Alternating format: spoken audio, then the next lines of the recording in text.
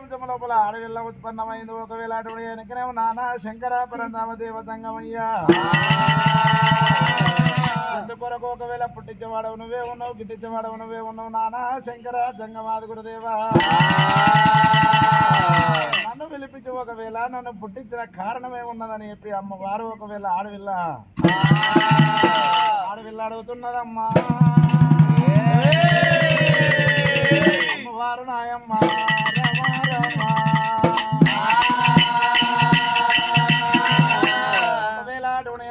భూలోక నగరం లోపల విజయకాండ నగరం ఉన్నది. విజయకాండ నగరం వేల వాళ్ళు ఒకవేళ టుణయానికి 5 మంది అన్నదమ్ములు ఉన్నారమ్మా.